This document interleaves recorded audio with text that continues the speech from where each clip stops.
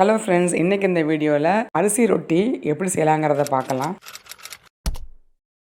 மாவு செய்கிற பக்குவத்தை அளவுகளோட போன வீடியோவில் போட்டிருக்கோம். லிங்க் அனுப்புகிற டிஸ்கிரிப்ஷன் பாக்ஸில் போடுறேன். இப்போ இந்த அளவுக்கு மாவை பக்குவமாக செஞ்சுட்டோன்னா உருண்டை பிடிச்சி வச்சுக்கலாம். பெரிய உருண்டையாகவே பிடிச்சி வச்சுக்கலாம். இப்போது கையில் எண்ணெய் தடவிட்டு 2 பக்கமும் அப்படியே தட்டிகிட்டே வந்தோன்னா அந்த மாவு ஸ்ப்ரெட் ஆகி இந்த மாதிரி ரவுண்ட் ஷேப்புக்கு வந்துடும். இப்போது நம்ம தோசைக்கல்லை சுட வச்சுட்டு அதில் இதை போட்டுட்டு நல்லா இன்னும் கொஞ்சம் ஸ்ப்ரெட் பண்ணி விட்டு வேக வைக்கணும். மூடி போட்டு வேக வச்சோன்னா தான் சீக்கிரமாக வேகும். கிறிஸ்பியாக 2 பக்கமும் வேகணும்.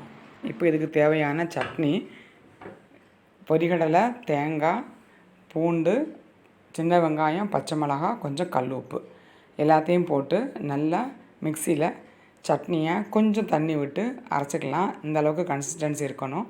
இதுக்கு இந்த சட்னி தான் டேஸ்ட்டாக இருக்கும். தண்ணி விட்டுலாம் தாளிக்க வேண்டாம். ஸோ இந்த ரொட்டிக்கு சூப்பரான சட்னி ரெடி ஆயிடுச்சு. இந்த மாதிரி கையில் மாவு தட்ட வராதவங்க அந்த உருண்டை பிடிச்சிட்டு அப்படியே தோசைக்கல்ல கொஞ்சம் எண்ணெய் தடவிட்டு உருண்டையை வச்சு கையை வச்சு அப்படியே தொட்டுக்கிட்டே இருக்கணும். இப்படியே ஸ்ப்ரெட் பண்ணிட்டே இருந்தோம்னா நல்லா ரவுண்ட் ஷேப்புக்கு வந்துடும். கொஞ்சம் ஸ்ப்ரெட் பண்ணுறதுக்கு கஷ்டமாக இருந்துச்சுன்னா லைட்டாக தண்ணி தெளித்து இந்த ஷேப்பை கொண்டு வந்துக்கலாம். அவ்வளோதான். இப்படி பண்ணிகிட்ருக்கும் போதே ஒரு லேயர் கீழே வெந்துடும்.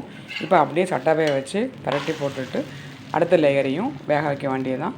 ஸோ மூடி போட்டு வேக வச்சா ஃபாஸ்ட்டாக வேகும். ஆனால் சிம்மர்லேயே வேக வைக்கணும். தீயை கூட வச்சோன்னா டோட்டலாக கரியிரும், டேஸ்ட்டே மாறிடும். ஸோ இந்த மாதிரி நீங்கள் சிம்பிளான ஒரு ரொட்டியும் சட்னியும் செஞ்சு ட்ரை பண்ணுங்கள். தேங்க்ஸ் ஃபார் வாட்சிங்.